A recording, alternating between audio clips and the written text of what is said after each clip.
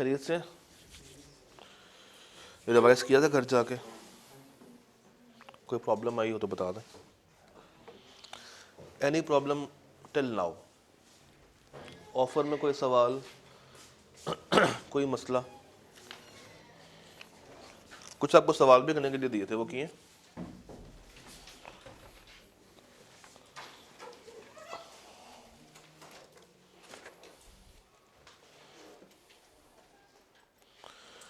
Question number कहाँ से कहाँ तक दिए थे आपको मैंने? 17 से 26 तक। हाँ जी, 17 में कोई सवाल हो तो बता दें। क्वेश्चन 17 में कोई सवाल?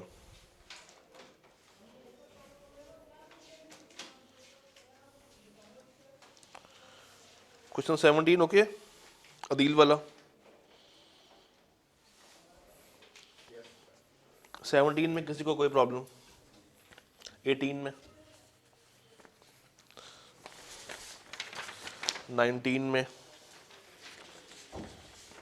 चलें इसको देख लेते हैं जरा, पढ़े 17 क्या था। Adeel proposes a letter sent by post to sell his house for, amount नहीं बताई हुई, to sell his house to Jazib. Jazib intends to accept the offer but has not posted the letter of acceptance yet। क्या अदील अपने offer को revoke कर सकता है? Yes, acceptance से पहले पहले ऑफर को रिवोक किया जा सकता है। 18. Adil proposes by a letter sent by a post to sell his house to Jazib. Jazib has posted the letter of acceptance। क्या अब कर सकता है?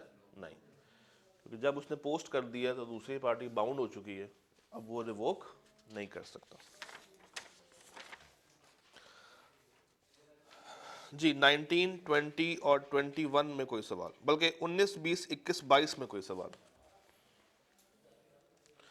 19, 20, 21, 22 जल्दी से देख लें, और अगर कोई सवाल है तो बता दें। आजम, ऑक्शन, अमीर, उसके साइकिल, मारिया, उसके शेयर्स, और जाजिब का स्कूटर। बड़ा ही डिफरेंट कॉम्बिनेशन है यहाँ पे। 19 क्लियर है? 19 में क्या हो रहा है? Azam at an auction gives the highest bid to buy the goods. He withdraws the bid before the fall of hammer. यानी कि दूसरे बंदे ने अभी तक अपनी एक्सेप्टेंस नहीं दी, तो जब तक वो नहीं हम करते ऑक्शन में कि 1, 2, 3, 3 कहने के ऊपर हम हथौड़ा मारते हैं, इसका मतलब है कि अब कोई और बिड उसके अगेंस्ट नहीं होगी। तो जब तक फॉल ऑफ हैमर नहीं हुआ तब तक वो अपनी ऑफर को रिवोक कर सकता है, यानी कि एक्सेप्टेंस से पहले पहले रिवोक किया जा सकता है। अमीर ने साइकिल बेचनी थी गालिब को और कहा कि ये ऑफर कब तक वैलिड है? कब तक वैलिड है? 10 डेज। और गालिब ने कोई जवाब नहीं दिया, गालिब ने एक्सेप्ट नहीं की इन 10 डेज। क्या ये ऑफर अभी भी वैलिड है? नहीं। क्यों नहीं है? दिन खत्म हो गए हैं, टाइम लैप्स हो गया। हाँ जी, 21 में कोई सवाल? 21 नंबर, ये सवाल समझ आ गया था? 21, Maria applied for shares of a company in June but allotment was made in November. Maria refused to accept the shares. Is her refusal justified? क्या किया इसका? क्या किया इसका?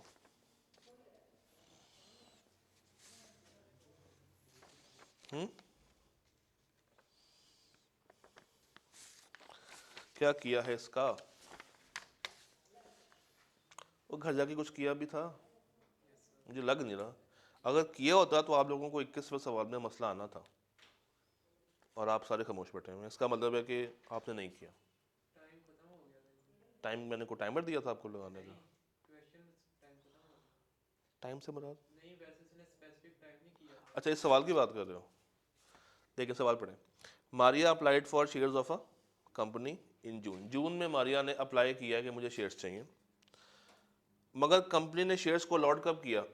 नवंबर में। Maria refuse to accept the shares.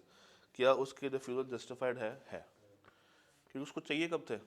जून में। Company का दे रही है नवंबर में। सिंपल सी बात, रीजनेबल टाइम लैप्स हो गया। Jazib offered to sell the scooter to Babar for rupees 40,000 if Babar joins the ABC club within a week. Babar ने क्लब ज्वाइन नहीं किया एक हफ्ते के अंदर अंदर, क्या ये ऑफर वैलिड है या नहीं है? क्यों नहीं है? कौन सा टाइम खत्म हो गया? उसने कंडीशन को एक्सेप्ट नहीं किया। ये था सवाल नंबर 22। उसके बाद हमने 23-24 तो क्लास में कर लिए थे। 25वां क्या था? Amir offers to sell his cycle to Ghalib and keeps the offer open for 10 days. Ghalib ने तीसरे दिन ही जवाब दे दिया, क्या ऑफर वैलिड है? नहीं। उसके एक्सप्रेस रिजेक्शन के बाद ये ऑफर वैलिड नहीं रहेगी। Wajid offer to sell a farm to Hamid for rupees 1000। Hamid ने ऑफर की 950। वाजिद ने ये ऑफर रिफ्यूज कर दी। सब्सिक्वेंटली हामिद ने ऑफर की 1000। हाँ जी, इस सवाल में क्या हो रहा है, जरा मुझे इस सवाल का ब्रेकडाउन तो करके दें। पहले पार्ट में क्या है? Wajid offer to sell a farm to Hamid for rupees 1000। यहीं पे रुक जाएं। ऑफरर कौन है? ऑफरी कौन है? कंसिडरेशन वाजिद को क्या मिलेगी? नहीं नहीं, वाजिद को क्या मिलेगी? पैसे मिलेंगे। हामिद को क्या मिलेगा? फार्म मिल जाएगा। हामिद ने कहा 1000 नहीं, कितने में लेने को तैयार हूँ? 950 में। तो ये एक्सेप्टेंस है, रिजेक्शन है, या काउंटर ऑफर है? ये काउंटर ऑफर है। तो जब हामिद ने 950 की ऑफर की है तो अब हामिद क्या बन गया है? ऑफरर। वाजिद क्या बन गया है? ऑफरी। मगर वाजिद ने 950 को क्या कर दिया? रिफ्यूज कर दिया। वाजिद ने 950 को रिजेक्ट किया। 950 के अगेंस्ट इसने कोई काउंटर ऑफर दिया? नहीं। बाद में हामिद ने ऑफर की फिर से, कितने पैसे ले लो? 1000। तो ये एक्सेप्टेंस है? नहीं, ये फिर से क्या शुरू हुई है? ऑफर शुरू हुई है। इसको आप एक्सेप्टेंस काउंट नहीं कर सकते क्योंकि ये ऑफर ऑलरेडी खत्म हो गई थी। कब? 950 के आने के बाद। तो जब 950 भी कबूल नहीं हुआ तो बाद में अगर वो कह रहा है कि जनाब आओ मैं तुम्हें 1000 ही दे देता हूँ, तो अभी उसकी तरफ से क्या है? ऑफर। ये एक्सेप्टेंस नहीं। नहीं जनाब, इतना सा काम था जो कि आप लोगों ने करना था। अब शुरू करते हैं एक्सेप्टेंस। ऑफर याद है ना? अगर आपको ऑफर आती है तो ये बहुत जल्दी कवर हो जाएगा। एक्सेप्टेंस क्या है? When the person to whom the proposal is made. कौन? ऑफर या ऑफरी? किसकी बात हो रही है? When the person to whom proposal is made, जिसको प्रपोजल दी जाती है, किसको दी जाती है? ऑफरी को। signifies his assent, मान जाता है। to the proposal it is said to be accepted। Simple सी डेफिनेशन। ऑफर की डेफिनेशन थोड़ी सी मुश्किल थी मगर एक्सेप्टेंस की डेफिनेशन बहुत ज़्यादा आसान है। क्या है? when the person to whom the proposal is made, जब एक बंदे को प्रपोजल की जाती है और वो अपनी असेंट दे देता है, अपनी रजामंदी दे देता है, तो हम कहेंगे कि प्रपोजल अब क्या हो गई है? एक्सेप्ट हो गई। प्रपोजल अब क्या हो गई है? एक्सेप्ट हो गई। इसके भी कुछ एसेंशियल्स हैं। इसके भी क्या है? Essentials. Number 1, acceptance must be absolute and unconditional. याद करें, ऑफर में हमने कहा था कि वो कंडीशन ऐड कर सकता है, मगर जो बंदा एक्सेप्ट कर रहा है वो अपनी तरफ से कोई कंडीशन बीच में लेके नहीं आएगा। It should be absolute and unconditional. अगर वो अपनी कंडीशन ऐड कर दे तो वो क्या बन जाएगा? काउंटर ऑफर बन जाएगा। और काउंटर ऑफर कोई वैलिड एक्सेप्टेंस नहीं होता। तो आपने अपनी कंडीशन कोई बीच में इंपोज नहीं करनी। फिर acceptance should be made in reasonable mode. It should be made in reasonable mode. क्या मतलब है? कि जो मैटर, जो मोड उस बंदे ने स्पेसिफाई कर दिया था उसी में कर दो, या अगर उसने कोई मोड स्पेसिफाई नहीं किया तो फिर ऐसे मोड में करो जो दूसरों के लिए काबिल इस्तेमाल हो। जैसे एक बंदा कहता है कि मुझे तुमने खत का जवाब खत पे देना है, तो उसका मोड क्या है? खत। उसका मोड क्या है? खत। अब अगर वो जवाब खत पे नहीं दे रहा, ईमेल पे दे रहा है, फैक्स पे दे रहा है, व्हाट्सएप पे दे रहा है, कॉल पे दे रहा है, तो वो जो उसने मोड स्पेसिफाई कर दिया था, जो उसने मैनर स्पेसिफाई कर दिया था, उस मैनर पे वो जवाब नहीं दे रहा। इट मीन्स कि एक्सेप्टेंस वैलिड नहीं होगी। दूसरी पार्टी के पास ऑप्शन आ जाएगी कि वो मैनर चेंज को कबूल करता है या नहीं करता। कर लेगा तो मान लिया जाएगा, नहीं करेगा तो नहीं मानेगा।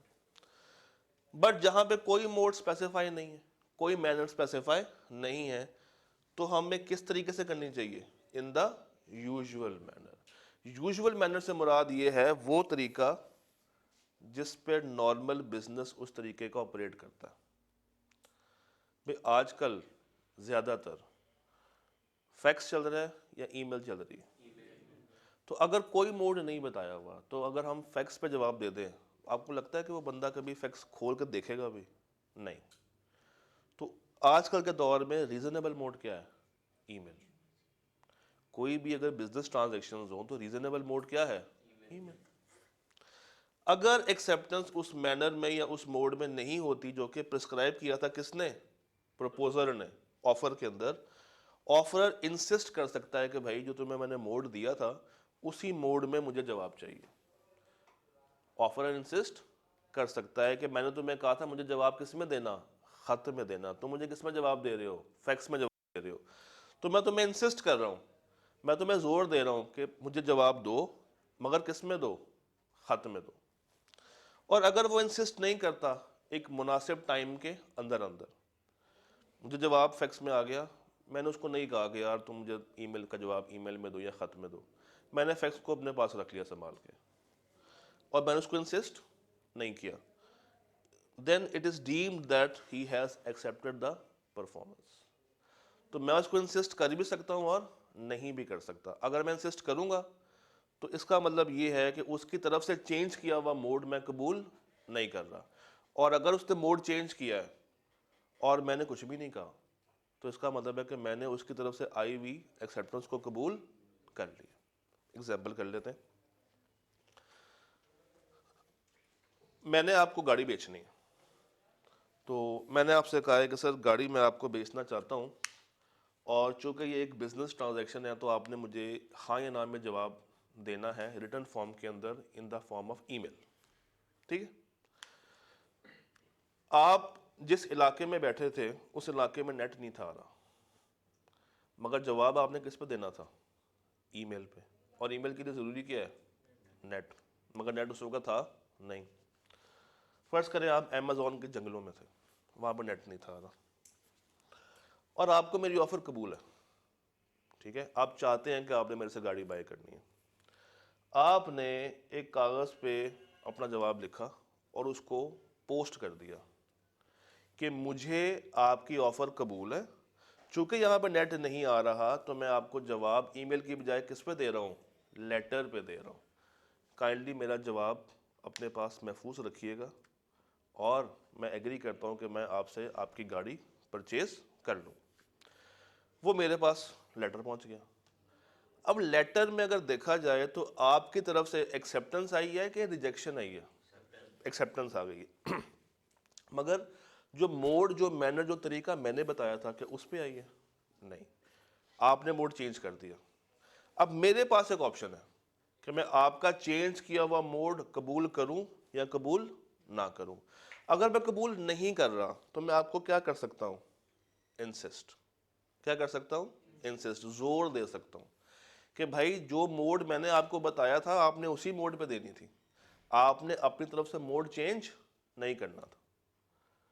और अगर मैं आपके रीज़न समझ जाऊं और कुछ भी ना कहूं, खामोश रहूं, आपको इंसिस्ट ना करूं, इसका मतलब है कि मैंने आपकी तरफ से आई हुई एक्सेप्टेंस को कबूल कर लिया है, बेशक वो उस रीजनेबल मोड में नहीं थी जो कि मैंने आपको बताया। ये बात समझ आई? क्या समझ आया? बताएं, क्या समझ आया? अगर उसने जो आपका मोड मैंने बताया है उसमें आंसर नहीं दिया है और किसी और में दिए तो आपके ऊपर है कि आप या तो अगर आपको सही लगा तो आप जवाब नहीं दोगे, अगर आपको सही नहीं लगा तो आप उसको इंसिस्ट करोगे किसी में जवाब चाहिए। इसको एक और मिसाल से कर लेते हैं। हमारी क्लास किस मोड में होती है? फिजिकल मोड में होती है। और आपसे वादा भी क्या गया कि फिजिकल क्लासेस होंगी। ठीक है। एक दिन मैं क्लास में नहीं आता और मैंने आपको कहा कि भाई आपको आज फिजिकल क्लास डिलीवर नहीं होगी, मैं आपको उसका ऑनलाइन रिकॉर्डेड वर्जन भेज दूंगा। मैंने मोड चेंज कर दिया, मैंने फिजिकल को क्या कर दिया? ऑनलाइन कर दिया। अब आपके पास एक ऑप्शन है, आप अगर चाहें तो मुझे क्या कर सकते हैं, इंसिस्ट कि सर ऑनलाइन ना करें, आप बेशक कल हमें फिजिकल करा दीजिएगा। एक ऑप्शन ये है। दूसरी ऑप्शन क्या है कि आप उसको खामोशी से क्या कर लें, एक्सेप्ट कर लें। अगर आप खामोशी से मान जाएंगे, कुछ इंसिस्ट नहीं करेंगे, तो मैं अंडरस्टैंड कर लूँगा कि मेरी चेंज किया हुआ मोड आपने कबूल कर लिया। और अगर आप मुझे क्या दे रहे हैं, जोर दे रहे हैं, इंसिस्ट कर रहे हैं कि नहीं सर किस में करनी क्लास, हमने फिजिकल मोड में ही करनी है, तो फिर कल मैं आऊँगा और आपको फिर से फिजिकल वही लेक्चर डिलीवर करूँगा जो कि लास्ट डे मिस हो गया था। ये बात समझ आई?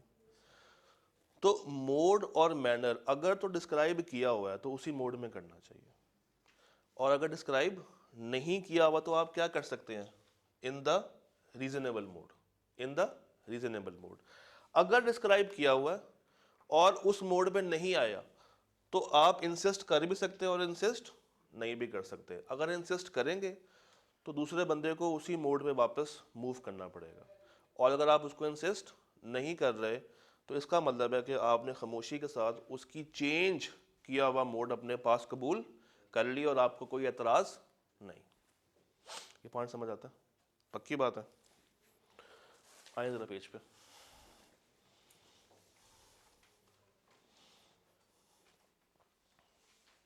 या चले पहले इसको पूरा कर लेते हैं फिर आते हैं, छोड़ दें। Acceptor must be aware of the proposal at the time of acceptance. क्या मतलब है इस चीज़ का? उसको पता होना चाहिए कि भाई ऑफर क्या है, यानी कि जिसको आप ऑफर कर रहे हैं या जिससे आप एक्सेप्टेंस मांग रहे हैं उसको पता तो हो कि वो किस चीज़ के लिए एक्सेप्टेंस दे रहा है। याद करें हमने क्या कहा था, ऑफर क्या करनी चाहिए, कम्युनिकेट करनी चाहिए। तो जब तक कम्युनिकेट ही नहीं करेंगे क्या वो बंदा अवेयर होगा? नहीं। उसको पता चलेगा? नहीं। तो एक्सेप्टेंस के लिए ज़रूरी क्या है, कम्युनिकेशन, और उस बंदे का अवेयर होना, उस बंदे का अवेयर होना कि वो अगर रजामंदी जाहिर कर रहा है तो किस चीज़ पर जाहिर कर रहा है। एक्सेप्टेंस कब देनी चाहिए, ऑफर के ख़त्म होने से पहले पहले। अगर ऑफर ख़त्म हो गई और बाद में आप कह रहे हैं हाँ हाँ मुझे कबूल है, तो वो क्या कबूलियत मानी जाएगी? नहीं। याद है ओके? पांचवा point, acceptance may be complete when it is communicated to the offerer. जिस तरह ऑफर को आपने क्या किया था, कम्युनिकेट किया था, उस तरह एक्सेप्टेंस को आपने क्या करना है, कम्युनिकेट करना है। तो acceptance may be complete when it is communicated to the offer. Acceptance उस वक्त पूरी मानी जाएगी जब ये कम्युनिकेट हो जाएगी किसको, ऑफरर को। जिस तरह ऑफर हमने कब पूरी कराई थी, जब ये उसकी नॉलेज में आ गई थी। इसी तरह एक्सेप्टेंस भी कब पूरी मानी जाएगी, जब वो उसके नॉलेज में आ जाएगी। An offer can be made by word spoken, written और थ्रू कंडक्ट ऑफ पर्सन। ये आपको पता है, यानी कि एक्सप्रेस और इम्प्लाइड। एक्सप्रेस कौन सा है, स्पोकन और रिटन, और इम्प्लाइड क्या है, थ्रू जेस्चर्स या थ्रू एक्शंस। अब अगली बात सुने, गौर से सुनिएगा, पॉइंट 3 के ऊपर हूं। एक्सेप्टेंस नेगेटिव तरीके से नहीं की जा सकती। एक्सेप्टेंस नेगेटिव फॉर्म में नहीं की जा सकती। अब सवाल पैदा होता है कि सर नेगेटिव फॉर्म क्या है। देखें, मैं आपको एक ऑफर करूं कि यार मुझे आपको ये लैपटॉप बेचना है, ठीक है, और मैं साथ लिख दूं कि मुझे इस खत का जवाब उस वक्त देना जब तुम्हें ये लैपटॉप मेरे से खरीदना ना हो। यानी कि अगर तुम रिजेक्शन करो तो ही मुझे खत का जवाब खत पे देना, अदरवाइज मुझे जवाब देने की ज़रूरत नहीं है।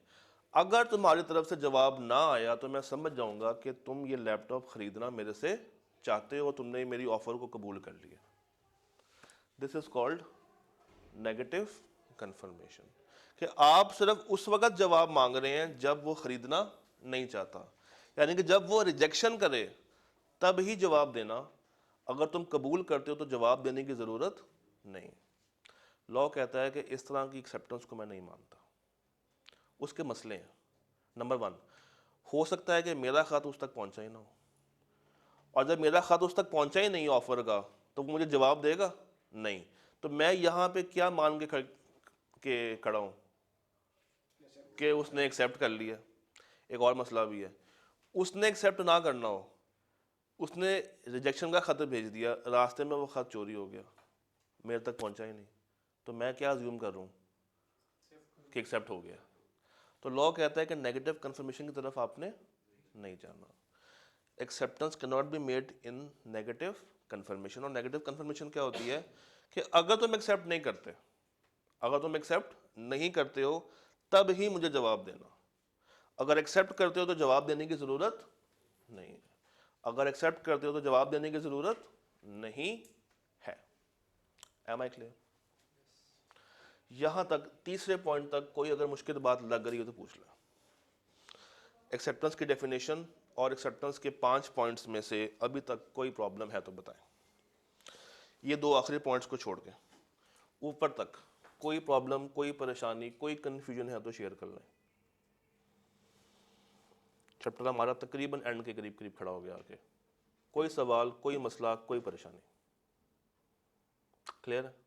मेरा आपसे एक सवाल है, आप इतने उदास उदास क्यों बैठे हुए हैं? पीआरसी पास की हुई है, थोड़ा सा एक्टिव होकर बैठे हैं। आप क्या मेरे से फर्स्ट टाइम पढ़ रहे हैं? तो फिर इतना सन्नाटा क्यों है क्लास में? थोड़ा सा इजी होकर बैठे हैं, अभी तो हमने काफ़ी सफ़र तय करना है, अभी तो हमारा स्टार्ट है, तो चीज़ें पूछा करें, अपने मसले मसाइल को लेकर आया करें। यहाँ तक ओके? पक्की बात है? आगे चलिए। चले, अगली बात जो मैं करने जा रहा हूँ थोड़ी सी टेक्निकल है, आपने ध्यान से मेरी बात सुननी। ध्यान से क्या करनी है? बात सुननी। बोर्ड पे सामने देखिएगा, ये है मिस्टर ए।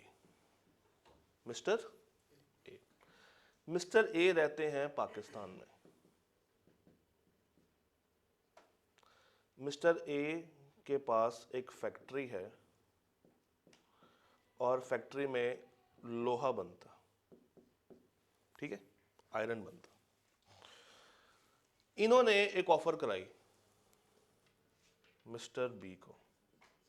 मिस्टर बी रहते हैं लंदन में, इंग्लैंड में रहते हैं,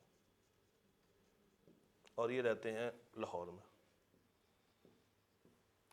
ऑफर ये कराई कि मैं तुम्हें 100 टन आयरन बेचना चाहता हूं एट 10,000 पर टन, एट 10,000 रुपये पर टन। और साथ में बता दिया कि कौन से वाला आयरन है, सारी चीज़ें क्लियर करके भेज दी। ऑफर डेफिनेट भी है और सर्टन भी है। ये राब्ता हो रहा है सन 1950 में, 1950 में, जब ना व्हाट्सएप था, ना मोबाइल फ़ोन था, ना ईमेल थी, ना इंटरनेट था। सिर्फ क्या था? ख़त। सिर्फ क्या था? ख़त, लेटर। ये ख़त भाई साहब ने रवाना किया 5 जनवरी को। कब भेजा? 5। ये भाई साहब के पास ख़त पहुंचा 15 जनवरी को। मेरा आपसे पहला सवाल, ऑफर कब पूरी हो रही है?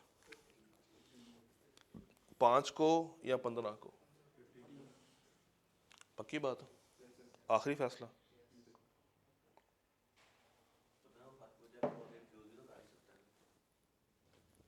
ऑफर कब पहुंची है बस। अभी मैं ये नहीं कहा कि एक्सेप्ट हुआ या नहीं हुआ, पहुंचा कब है?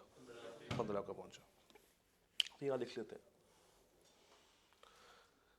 कि offer is communicated to Mr. B on 15th of January। याद है ओके? ये मिस्टर बी ने इसको क्या कर लिया? एक्सेप्ट कर लिया। क्या कर लिया? और इन्होंने एक्सेप्टेंस का खत रवाना किया 20 तारीख को। कब रवाना किया? 20 तारीख को। मुझे बताइए ऑफर का खत कितने टाइम में पहुंचा था? 10 दिन लगे थे। तो एक्सेप्टेंस का खत भी कितने दिन तक पहुंचेगा? लगेंगे 10 दिन। तो अगर 20 को पोस्ट हुआ तो कब तक जाएगा? 30 तक जाएगा। इसकी नॉलेज में कब आएगा? 30 जनवरी में। याद है? क्लियर है? तो ऑफर कम्युनिकेट कब हो रही है?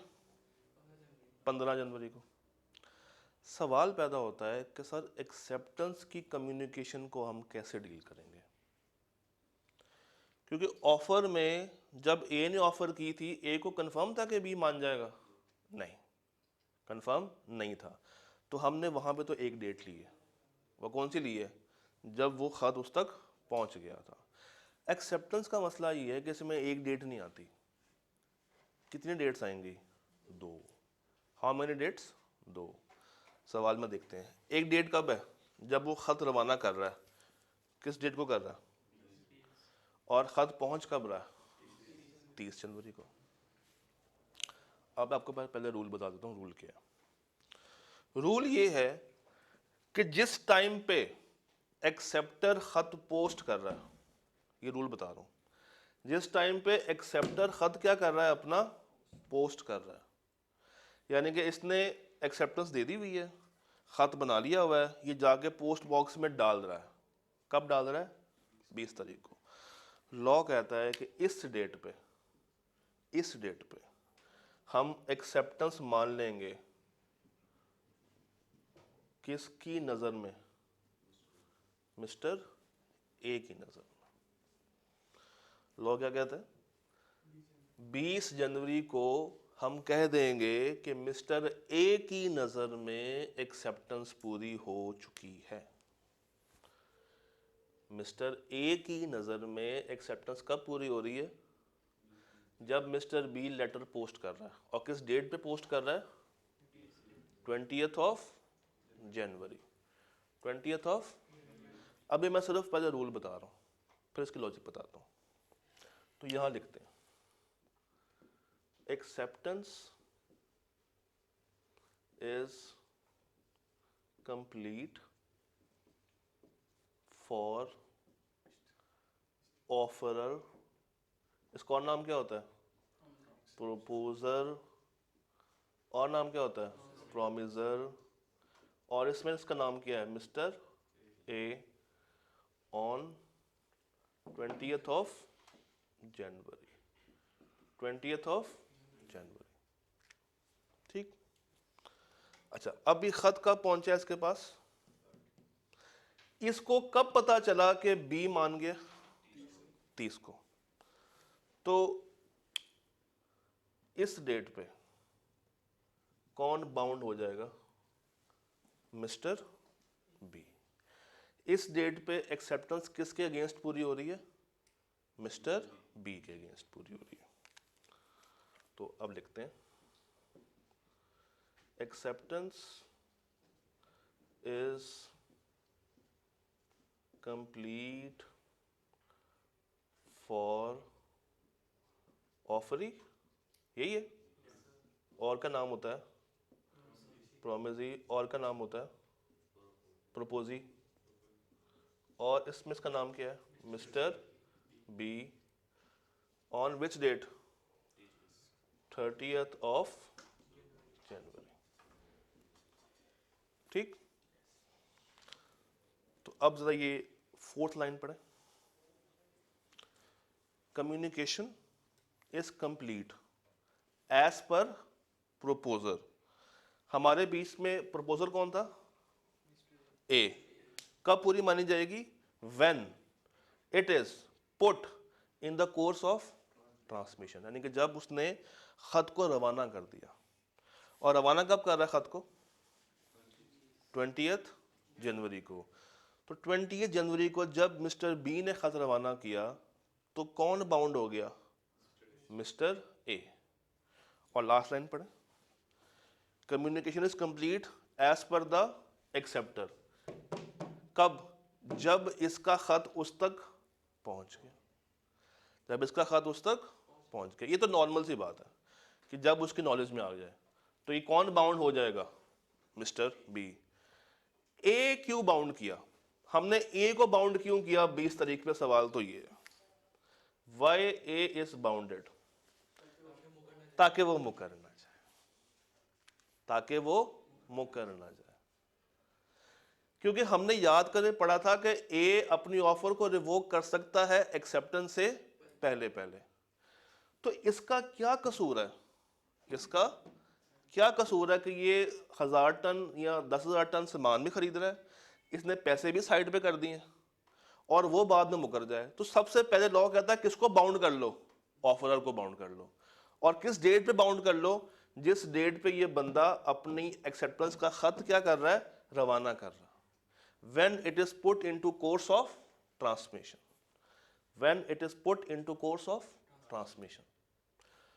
तो 20 जनवरी को कौन से भाई बाउंड हो गए? Mister A.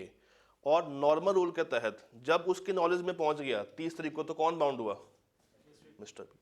तो मिस्टर बी का तो केस नॉर्मल था। मसला कहां पे आ सकता है कि वाई हम इसको बाउंड कर रहे हैं? रीजन ये है कि ये मुकर ना जाए, रिवोक ना कर ले। रीजन क्या है कि ये अपनी ऑफर को रिवोक ना करे। इसको उतार लें अपने पास कागज पे, रजिस्टर खोलें और इसको बकायदा ऐसे बनाइएगा, प्रॉपरली बनाइएगा। और ये साथ जो मैंने स्टेटमेंट्स लिखी हैं वो भी आपने लिखनी है। एक दफा अगर हम बोर्ड पे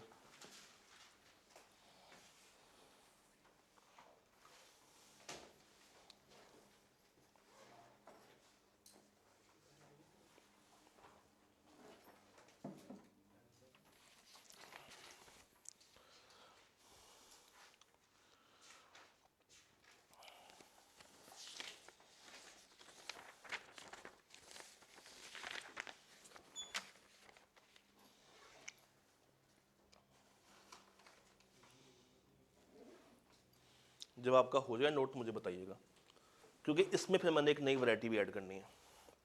मगर पहले यहां तक नोट कर लें।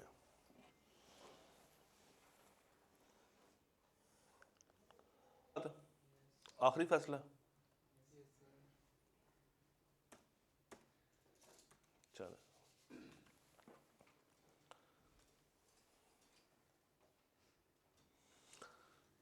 अब इसमें कुछ चीजें और लेकर आते हैं।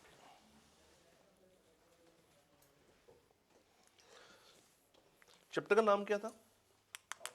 ऑफर, एक्सेप्टेंस और ऑफर हो गई। क्या रह गया? वो करते हैं उसमें। ए क्या दे रहा है?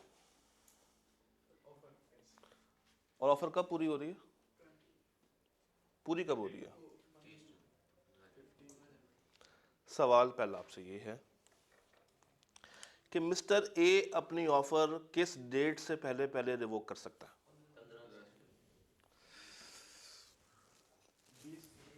20 जनवरी। नॉर्मल रूल क्या था? Before acceptance. तो वो कब हो रही है?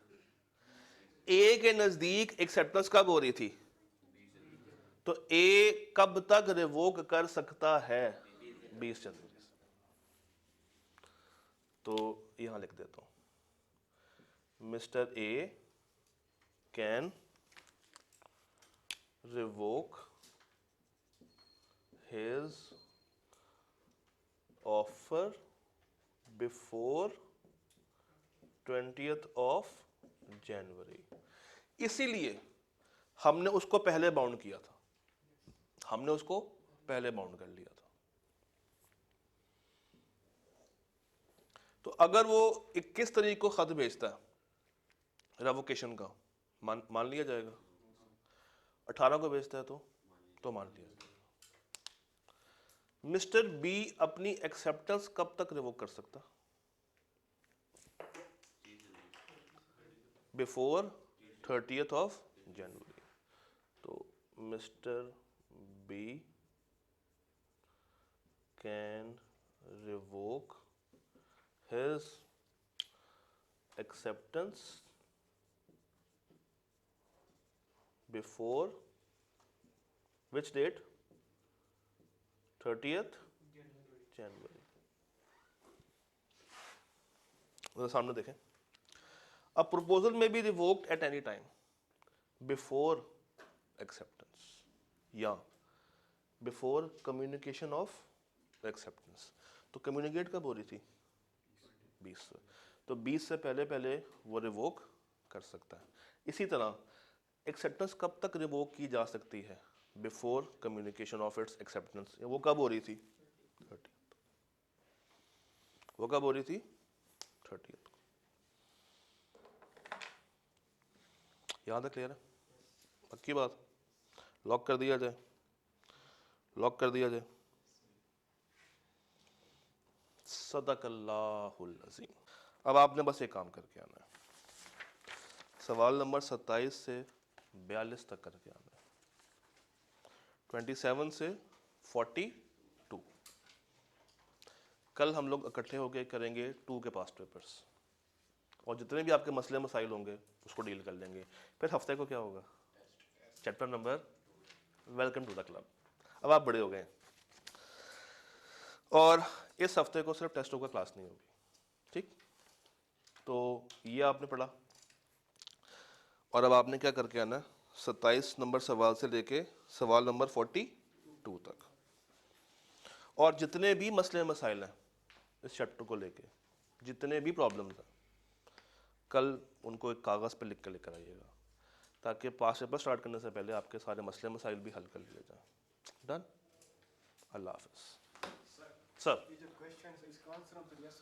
अभी इसका आंसर आपने जस्ट अपनी अंडरस्टैंडिंग की बेस पे करना है, इसको डिटेल में लेके जाने की ज़रूरत नहीं है, ठीक है? अभी जो समझ आ रहा है ना उसको बस लिखना है, आहिस्ता आहिस्ता ये चीज़ इंप्रूव होगी इंशाल्लाह। ठीक है जी, रब रखा।